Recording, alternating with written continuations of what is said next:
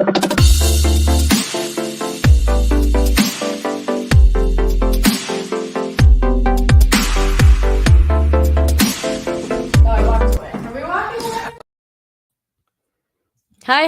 everyone. Let's set up the screen. Everyone, nobody's even here yet. Let me set up my shared screen. This is what we'll be doing. Yes. If my screen is a little bit blurry, my camera on my computer is being a little weird. And that's okay. It's Mercury retrograde. Certainly not going to go buy any electronics while we're here. So happy May, everyone. Speaking of Mercury retrograde, we're in it. We're fully in it. We had a full moon last night. I think there's some wild eclipses rolling around. It's a wild time to be alive, but it's also a really advantageous time to be using energy to your advantage. And that's exactly what Feng Shui helps you do.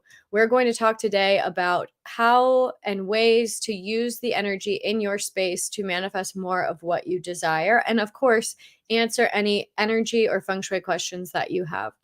But how exciting, even though all of this energy is rolling around, how exciting. I know I've personally really been feeling the different shifts and really watching my emotions and trying to respond to the vibrations and the emotions that I've been feeling versus what I've been thinking.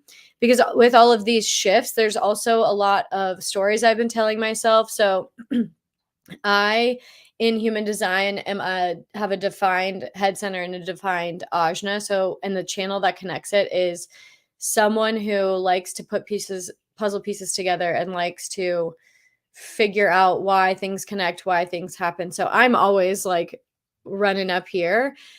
Like this video and thumbs up this video if you can relate to that at all, being in your head. So I've been really telling myself a lot of stories that don't need energy given to them. And I say that, and I'm sharing that with you because I know you're feeling something with all of these energetic shifts. And I say that to prompt you and ask you lately, with all of these shifts, have you been in your head or have you been in your heart? Have you been coming from a place of reacting or have you been coming from a place of reflecting and responding? Head, heart, reacting, or reflecting. And for those of you who are regular, you know on here, I always have my notes. Otherwise, I will go off on a million different tangents. And it's interesting because there's a new AI tool that if my body is aligned, but I'm reading my notes like this, the AI tool will move my eyes to make it look as if I have eye contact and I'm reading on the screen.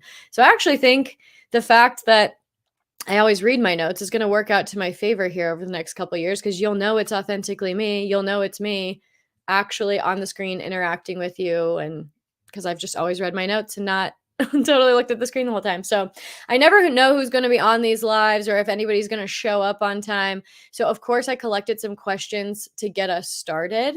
I put up a question box on Instagram the last 48 hours and boy, were there some great questions.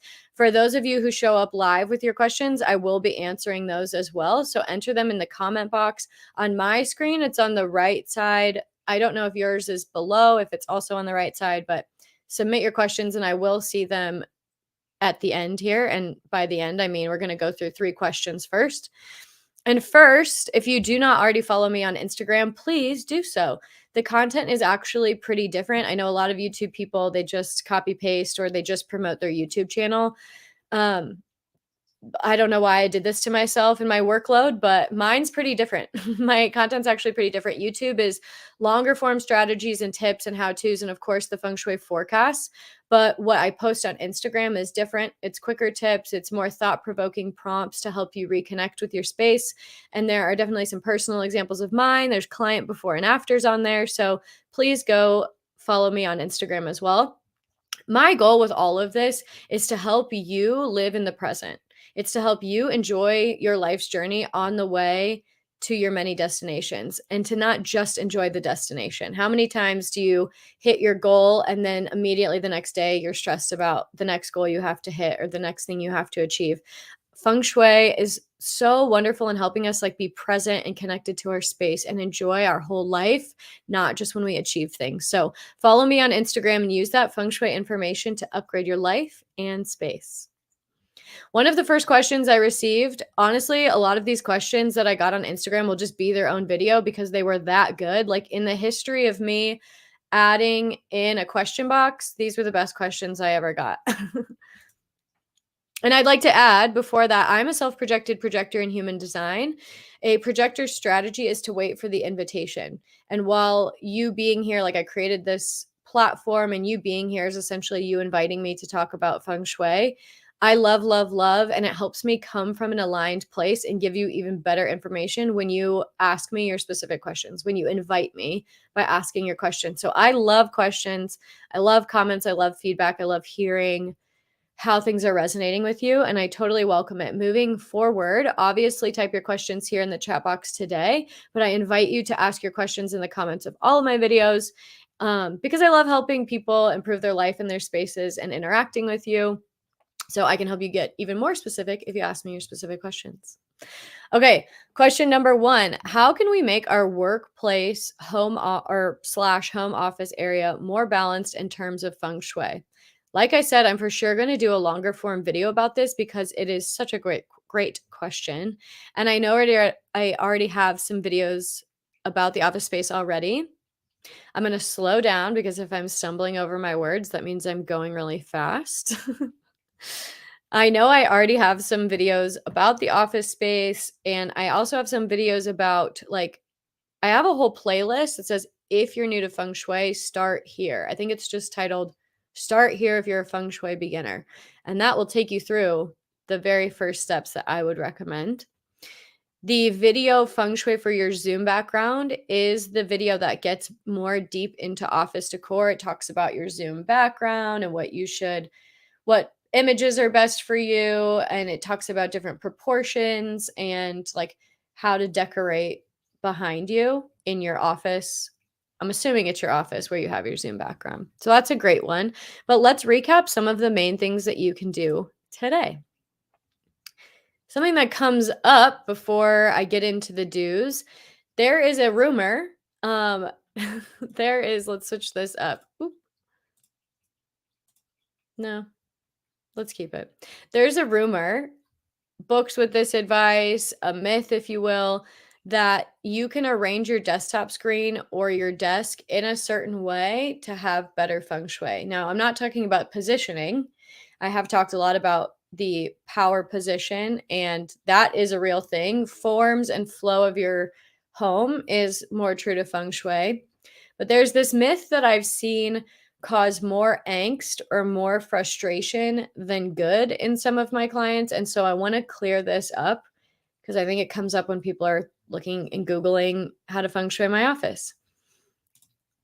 Classical feng shui is a 5,000-year-old art and science. It's originally based on geography and landscape forms and the interaction between landscape forms and astrological forms to create these energetic effects and scenarios. So there were not homes or offices when feng shui originated. That said, we're more in modern days. So we've really adapted and adopted some and made some new modern rules. But where I'm going with this is that some of these new rules that you read on blogs or that come up first on Google have like really gotten ridiculous and they've really gotten far-fetched. It's kind of why I'm starting with this one. So I'm the first to admit that I use some of the more modern strategies and teach feng shui in a more modern way, but before I share any strategy, I first try it. Before I share any lucky charm, I first try it. Then I assess the impact and the result it has on me. I see if it's replicatable, if we can get results from different people. It wasn't just like a one-off. And so before I share any of these tips and strategies, I make sure that they work. I have now been doing trial and error for 10 years with feng shui. So the myth or common tip that is shared is arranging your desk with the Bagua map in mind.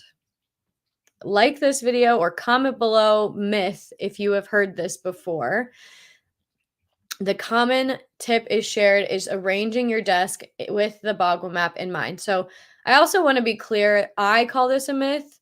This could have this could have changed someone's life and it could have worked for them. It did not change mine. And it's not technically Feng Shui, because we're not talking about the astrology and the forms and the flow, right? We're talking about a desk. So it's not technically Feng Shui, but it is certainly a helpful way to organize your desk if you like structure and you like rules and you like guidelines when organizing, and if you want intention behind how your desk is set up. For me, I'm a little bit more of a organized chaos kind of woman. I got cords, I got post-it notes. This is not what I do, and I never have. So maybe you're bad at organizing, and so having this Bagua map to follow helps you stay organized, and that's absolutely amazing. But I promise you that your feng shui is not wrong or bad if you do or do not arrange your desk or desktop screen. Sometimes oh my goodness, I've heard some very reputable feng shui people, more in like that commercial feng shui space, talk about arranging your desktop screen. I'm all for like a vision board on your desktop screen, but you do not need to have your icons in this order. So feng shui, like I said, feng shui is not wrong or bad if you don't arrange your desk or desktop screen this way, because it's not actually feng shui. So while I say don't give this too much energy, I'll explain to you a little bit what they mean, or what these blogs are saying. They say put something to symbolize wealth at the top left corner. So if this was your desk, they say put something that represents wealth at the top left. Put something like a picture with your significant other at the top right in the love area. You are sitting in the career spot at the top, etc. So, and then with the desktop screen, it's the same thing. They're saying like wealth, fame, love, images, and folders. It's a little too neurotic for me, but if it's working for you, great. Like I said, I'm mentioning it because I want to relieve you of the pressure of having to do this if it's not working for you. And if you see some kind of tip like that and you're trying to make your office better, I want to relieve you of that pressure. I had a handful of clients who were really big rule followers, and they heard this as a rule, but it didn't actually help them. It made them more nervous to not mess up, and it wasn't supporting their workflow. It wasn't helping them be more productive or like work better at their desk or feel more inspired at their desk. If anything, it made them feel like more rigid because they had to keep everything where it was. But I appreciated their dedication to feng shui, I'll tell you that. But I was like, no, forgo it. Don't even worry about it. Like, if it's not working for you, don't do it. And on that note, if there is ever any rule in any modality that doesn't help you feel better, that doesn't help you be better, that doesn't help you feel amazing, follow what feels good and break the rule. Every single one of us has a different human design. We have a different astrology makeup. We are all different. And so we're going to prefer different modalities, and pieces of each modality are going to work different for us. Like for example, anybody trying to convince me to do hot yoga is not for my body type. I'm sure hot yoga is amazing and people love it and it works really well for certain people. I don't need hot yoga. I don't get it. I've had so much success manifesting with feng shui, and I follow the classical feng shui basics. I don't use what doesn't feel good, and I've still accomplished so much. I hate the color red. Anytime any school of feng shui tells me to add in more fire, add in more red, for that to add in the fire element, I would say like absolutely not, because I hate that color. So break the rule if it doesn't feel good, and because what makes you feel good is going to help you manifest no matter what. So still accomplished so much by breaking the rules. My desk, like I said, is organized chaos. It definitely does not follow this map. Let's add in that question. So back to how can we make our workplace or home office area more balanced in terms of feng shui? The best way, obviously I have to say the best way is to work with me one-on-one so we can discover where the flying stars are in your home. The second best way is to join the DIY Feng Shui program, Feng Shui Your Lifestyle. But I know that you're here on YouTube and you want to dabble before you maybe dive in deep. And you can do that by first finding out your personal energy number. By that I mean, how can we make our workplace, home office area more balanced in terms of feng shui? Start with your personal energy number. There is a link in every video on my YouTube channel, and all these videos, it should be in the description of this one as well, where you can discover your personal energy number.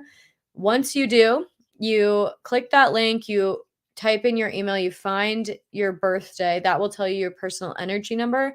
And there's a whole guide that's sent to you that elaborates more. It tells you the element associated with that number. So if you're a 3, you can see in this image, if your personal energy number is 3, you're wood. If it's 2, you're earth. If it's 1, you're water. And that goes through the 9 numbers. You also, in that guide, will find out your lucky directions. And then you can see if you can set up your desk there. So to answer this question, simply by being in your lucky success direction, you are helping your feng shui. And then you could technically forgo a lot of the other elemental layers. You find out what element you are. I just mentioned that. You can also start decorating. Where's my mouse at? Sorry. You can also start decorating with the elements that support you. So if you're using your lucky success direction, then you can layer in the elements that support you. Let's say, for example, that you are the fire element. I put the elemental cycle here so you could see how it works. As a refresher, if you're really new, Feng Shui is all about balancing the elements. So fire supports earth, earth supports metal, metal supports water, water supports wood. And that's how you support you. So for example, if you are the fire element, that would be your personal energy number 9s. You can boost your office with more fire, with lights, with candles, with the color red, with other bright colors. You can add in more of your element, or you can support it with wood because wood supports fire. So that's how I would start. I'm going to end that answer there because it's just such a good starting point. And there's like a million other layers. Like feng shui technically is like nonstop, sort of, but that's a really, really good starting point. Question number 2. Let me hide this screen. Oh, I see some comments coming in. That's so exciting. Okay. 1 second. Here we go. This is question 2. Can you put a mirror in front of another mirror? It's a phenomenal question. Let's talk about first what mirrors do in feng shui. I just like the screen. I wanted to make it more dynamic, but I just like having this up. So anyway, I don't know why I clicked it. Okay, let's talk about what mirrors do in feng shui. They move, they duplicate, and they stir up energy. So some of the basics with mirrors is you never want a mirror reflecting your bed. It's a yin space. You're trying to sleep. If you can see your reflection in a mirror, if you can even see your reflection in a TV reflection, that's stirring up your energy. That's getting it moving while your body's trying to restore and be yin. So you never want a mirror reflecting your bed.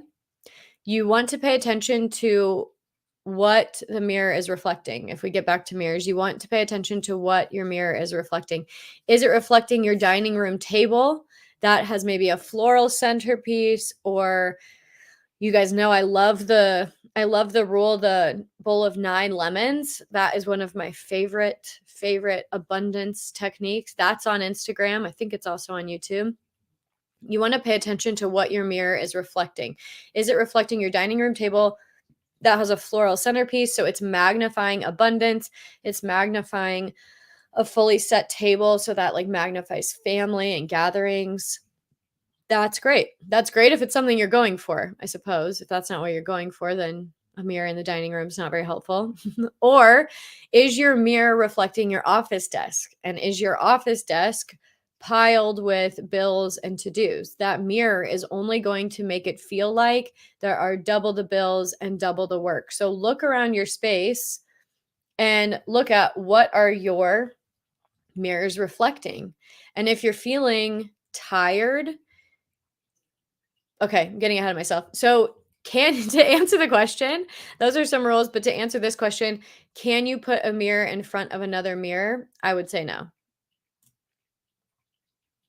Let me turn this off, throw this on. Can you put a mirror in front of another mirror? I would say no. And I have so many questions that follow up that, because feng shui is also like, there's a disclaimer to everything. I don't like the one size fits all, but if I had to say it, my answer is no. And then I would start asking, what kind of mirror do you have? What kind of mirror is it? What are the mirrors reflecting each other? Do you have 2 full body length mirrors? Like, absolutely not. That is way too much energy. I actually just walked through a home a bedroom where you really don't want mirrors, there was a giant TV screen, 2 full body mirrors, and then like a jewelry box. It was just like it created this circle of energy. And I asked them, it's funny because first I said, "How do you sleep?" Um, and they were like telling me where on the bed they slept. And I said, "No, like what's the quality of your sleep? How do you sleep? Do you sleep well, deeply? When you wake up, do you feel energized?" And the answer was no. When you have to, if you're not sleeping well, if you're feeling paranoid, if you're feeling on edge, if you're feeling like angsty and like a lot of energy in the chest, you likely have too many mirrors going on. If we just look at the mirror layer. So 2 full body length mirrors, definitely not too much energy. I also don't like distressed or broken mirrors to begin with. Like we definitely don't want to be duplicating that or mirroring that or putting those by each other. I really just also don't like these in the house. Mirrors are uplifting. Like I said, they magnify, they duplicate, they move the energy. But if it's this like distressed, broken down, or the ones that have like cracks in it and like crackly finish, absolutely not. There's nothing like vibrant or new about it. There's nothing like enriching about it. So we don't want that. If it's a larger mirror and then you have these like common starburst series of mirrors, like if you have a large mirror and then you have a smaller series of mirrors, or you have like a smaller mirrored jewelry box, that's a little bit different. That doesn't throw me off as much because these don't actually magnify or duplicate a lot. You know what I mean? So I would also say no to a full length or large mirror if you have mirrored furniture. So I mentioned the jewelry box is okay, but I'm sure you've seen like the mirrored end tables. I think it was like pretty 90s or early 2000s. There was the mirrored dressers, the mirrored end tables. And so if you have that mirrored furniture and you have a large mirror mirroring each other, you guys, good thing we don't have a drinking game for mirrors because I just said that like 20 times. But that's also something where I don't recommend having large mirrors duplicating each other. So, in summary, you want to look at what your mirror is reflecting.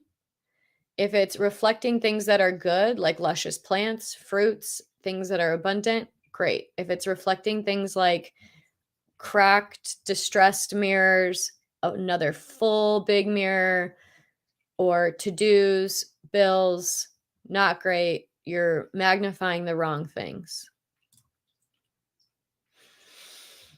Okay, here's another question I got that confirms I want to make a guide for this. We're not going to fully dive into this now, but I was considering creating a super detailed guide for people purchasing a home to help them as they house hunt, because I know it's not always manageable, or maybe time-wise, it's not always easy to get me before you buy. You definitely should check out the Flying Stars before you purchase a home. It's not a full consult, it's just a quick judgment, but I was considering creating a super detailed guide for purchase to help people as they house hunt, that just talks about basic shapes, forms, the front door, the garage, like things you can look out for before you buy. Comment yes below if you'd be interested in this type of guide, if you'd be interested in knowing these. She says 3 main things to do, but it would be pretty extensive of like as you're house hunting or looking for apartments, like do the pros, weigh out the cons kind of guide. And if you're interested early, maybe I'll do some kind of giveaway or a coupon code. So comment below yes. And so while I won't dive into this right now, I'm going to create a thorough guide. Also, though, I do already have this video that's helpful if you're ready for it immediately. This video is titled How to Tell If a Home Has Good Feng Shui Before You Buy. And this is what the thumbnail looks like. Look for these home details before you buy. It's a really quick video that talks about home shape and can be helpful now, but I'm excited moving forward to create that detailed guide because I had a hunch, but look, somebody invited me. So if you're at the beginning of the live, you know, inviting a projector is very helpful. And now I know to go and create it and it's aligned. Before we get into the chat box questions, here's one final Instagram question that is so great. What energy are books and bookshelves? Are there any places they shouldn't be put? Let me clean up the screen here, take off this question. Now is the time to ask those. Let me repeat it one more time. What energy are books and bookshelves any places they shouldn't be put? It's such a great question. It's such a great question that I already answered it, and I made a video about it a year ago. So, which guys, by the way, I went back and I looked at this video to find this thumbnail and I rewatched it. And I just have to say, some of that ticker's kind of distracting, isn't it? Some of these videos from my very first videos are just so embarrassing.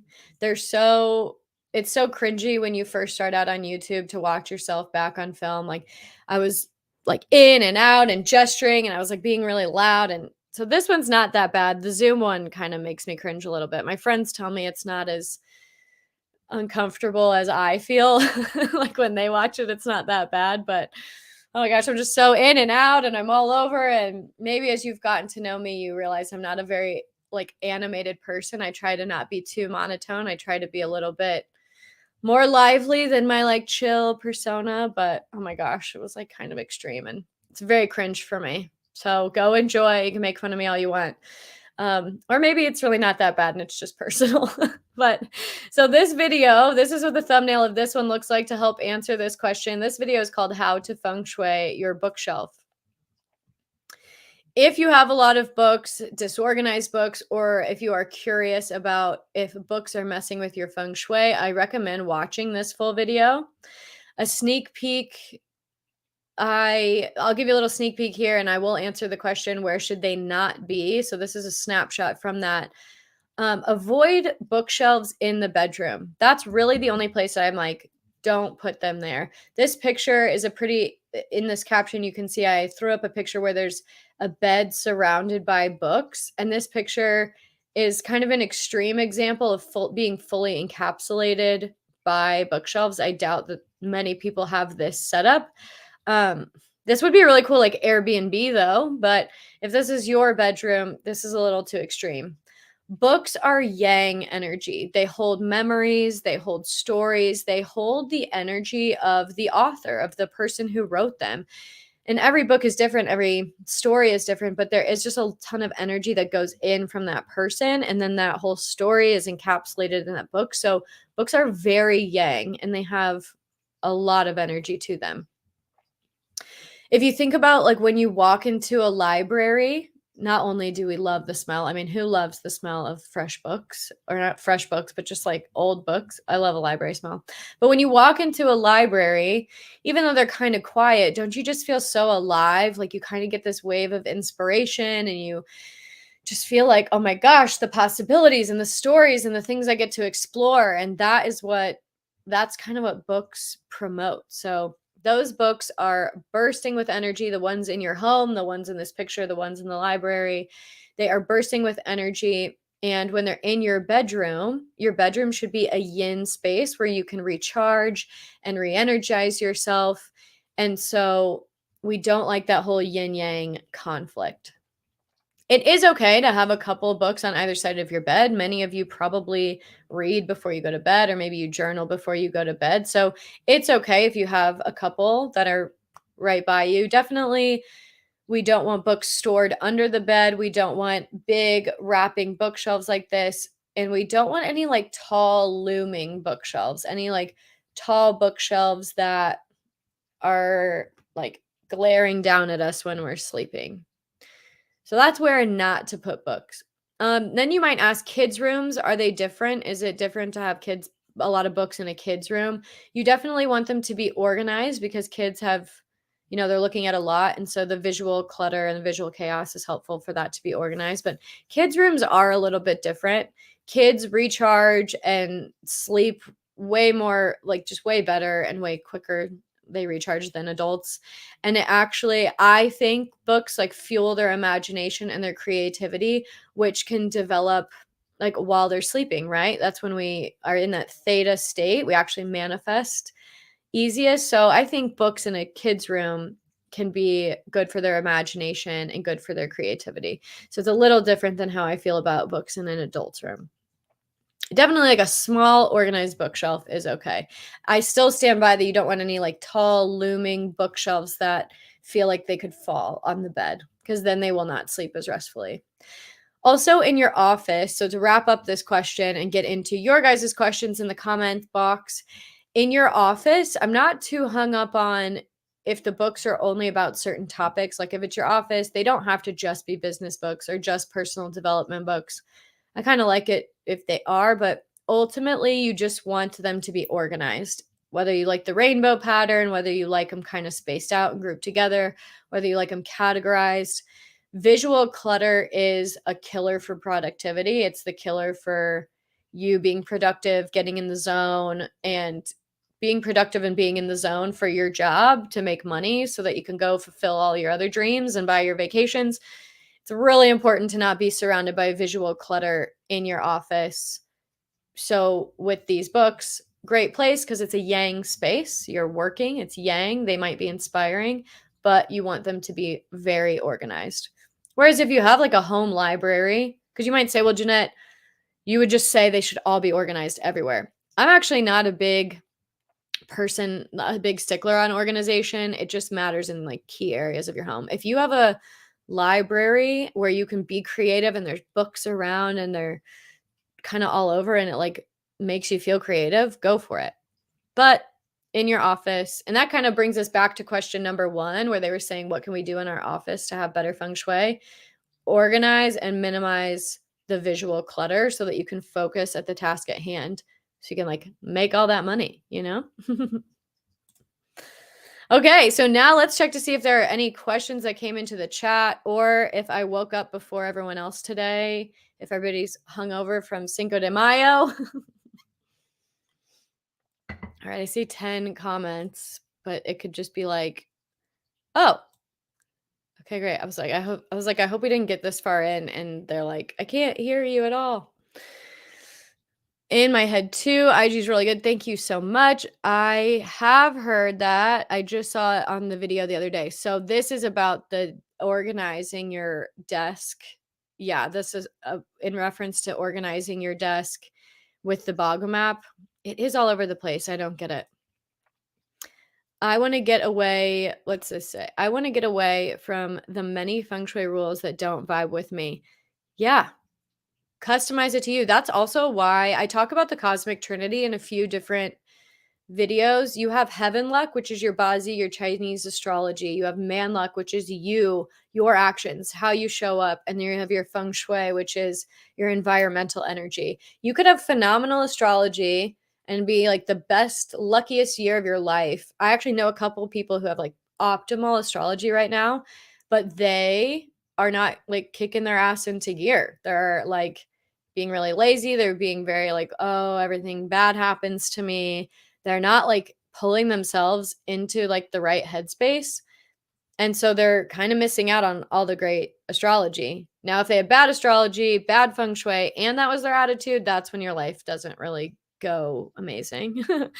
But to get away from the feng shui rules is to say, like, follow the man luck side, like what feels good to you, and that's okay. I don't know what this was about, but I love it. I love that I was able to catch your live. Thank you so much. My question. Okay. My question is, how can we use feng shui to attract more helpful people? Attract more helpful people. Well, it depends what kind of feng shui you're using. If you are using BTB feng shui, then the helpful people is in the northwest. So you can put metal in the northwest, or who is it that you want help from? Can you put a picture? Can you write down and then in a red envelope, write down who it is you want to attract, write down what you need help with, write down what you're trying to call in from this helpful person, put that in a red envelope, place it in the northwest.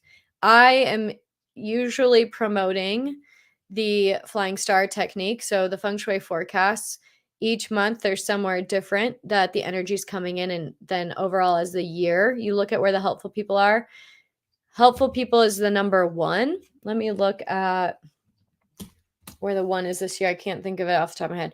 One is in the southwest this year. So using the southwest direction of your home frequently, moving around that space, opening the window, appreciating the help that you're going to already receive. Know that person is on their way. One is great for helpful people. Typically we look at the 4 as well. The 4 is in the center of the low shoe this year, so it's a little less available unless you have like a center of your home. But that also kind of means it's the theme of the year. I sort of see it that way. That means that this is the year to call in helpful people. If generally we have this relationship energy going on, it's a lot about being very clear on who you need help from, what you need help with. Also in the Feng Shui forecast, we talk about what is your goal? Does it have to do with money? Does it have to do with needing connections? And we use different energies to make those goals come to fruition. So use the 1 in the southwest and also put that affirmation written down or a picture that triggers what you need, like you don't have to do a full vision board, but like a picture that triggers what you're asking for in the Northwest. Yes, I love that I was able to catch you live. Oh, that's funny. Lots of bedrooms in his book, and he never sleeps. Told him to take them out. Good for you. Is decluttering a space helping? Is decluttering a space I'm sure you meant helpful to manifest new things in it. Yeah, decluttering, there is certainly a reason for it. Again, I kind of always go back whenever a new rule comes across my desk. I'm like, what would the 5,000-year-old ancient art say? And then I sort of develop it from there. How did this rule come to be? Why is it showing up now? So like with the desktop thing, I'm like, this is just a little far-fetched. Decluttering is actually not that far-fetched. While they didn't have clutter 5,000 years ago, clutter now, if every single object holds energy, if every single object holds a vibration, it holds a memory, it triggers a vibration and an energy and a memory in us, then that is a lot of emotion surrounding us in this stuff. That is a lot of energy attached to these different furniture pieces, these books, these picture frames, these old sweatshirts from ex-boyfriends. Like that's a lot of energy surrounding us. So decluttering is definitely helpful. There's also different layers to decluttering. I am not somebody who has a lot of clutter, so sometimes I forget that people actually really have a problem with this, but there are people who really should declutter. It's making space to receive in their life. If their stairs are covered with stuff, if their hallways are stacked with stuff, if your bedroom is stacked with stuff, if every room is packed to the brim, you have no space to receive anything.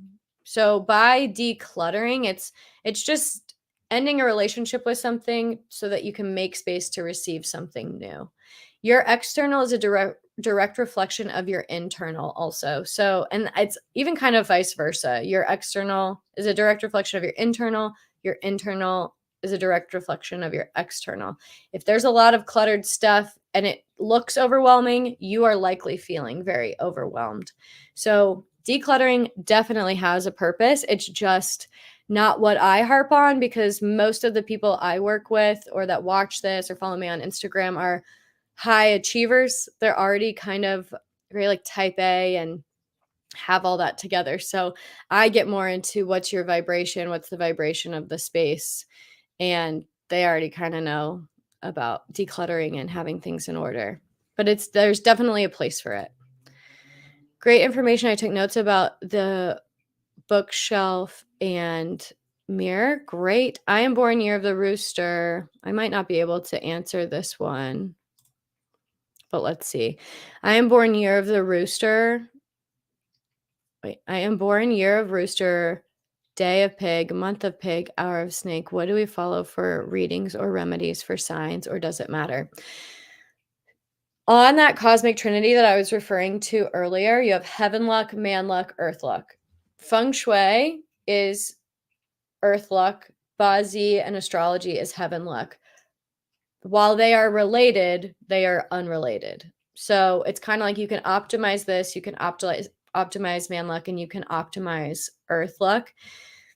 Your day master, so you mentioned that you are day of the pig. Okay, you didn't mention the element, but like your earth, you could be an earth pig, but you could be a fire personal energy number in feng shui. So for now, they are separate. What do we follow for readings or remedies for signs? So you might also be asking, like, do I have a lucky charm for pig? Sometimes people have you carry amulets for your zodiac sign. And I don't really get into any of that. I think you just look at your astrology and you look at how can you time certain decisions, time different activities. Your day master is water. That's okay. So your water and your personal energy number might be different in feng shui. Amulets and things like that. I use Buzzy so much more as a tool. How can I make decisions at the best month? How can I launch a product the best month? How can I lay low when I have two animals that create a harm? If there's a clash, like I moved during clash months. I launched products when the like July is really good for my goat. So I would say, to answer your question, sort of, look at timing it, and feng shui is different. So look at what goals do you have and can you get it done by a certain month? That's really helpful to achieving that goal or helps boost getting that goal done quicker.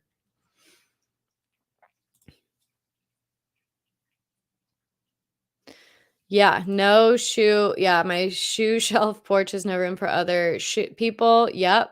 What if you want to welcome in helpful people? So you're the same person that asked if you want to welcome in helpful people, they need space for their shoes. Okay, everybody, thank you for showing up today. Thank you for your questions. If you like what you see, if you like what you heard, please subscribe to for more feng shui and mindset tip videos that I put out every Saturday. You can find out more about my services at elementalclarity.com, and you can set up a free energy elevation edit. It's a 20-minute virtual call with me to see how feng shui can help you, if it can help you, what you're going through. If maybe you need an astrology reading, I can help you out there. I can help you find your perfect home with the best flying stars. We can get into all of that. So set up your complimentary energy elevation edit if you're interested. Find out more about my services at elementalclarity.com, or just subscribe for more and more videos and tips, and send your questions throughout the year. Comment on those videos too. Thank you so much. I will talk to you guys soon.